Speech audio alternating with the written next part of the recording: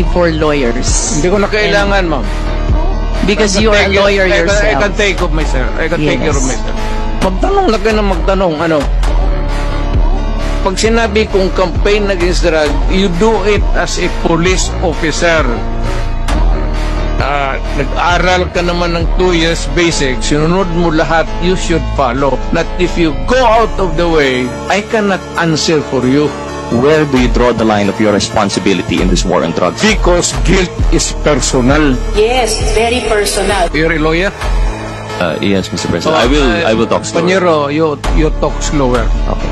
Mr. Maybe maganda ka ang English mo, pero fortunately, hindi naiintindihan.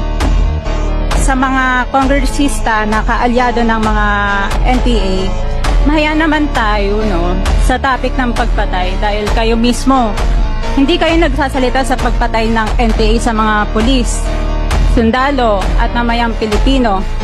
Sa NPA, nire-recruit ang mga kabataan para pabagsakin ang gobyerno at pumatay ng mga pulis, sundalo at tropa ng gobyerno.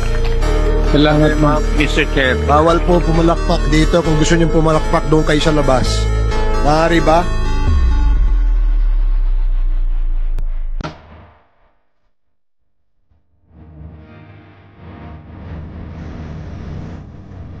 What kind of thinking of that, Mr. Chair? It's the right thinking. I don't believe in you. Yung former president ba ay willing na mag-cooperate sa investigation sa ICC? I'm asking the ICC to hurry up. This issue has been left hanging for so many years. Matagal man, baka mamatay na ako, hindi na nila ako maimbestiga. Am I that stupid? English yan. Ang Tagalog niyan is ganun ako gagago.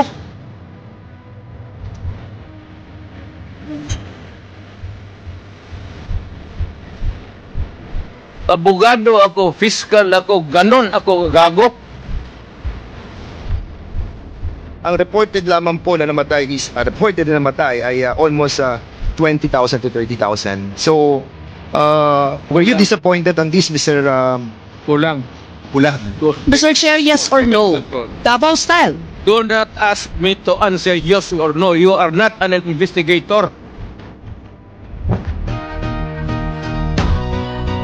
Pwede, papayag ako, sampalin nyo ako, pero pirma muna kayo sa waiver. Sampalin ko siya sa publiko. Hindi. Wala naman. Ngayon na.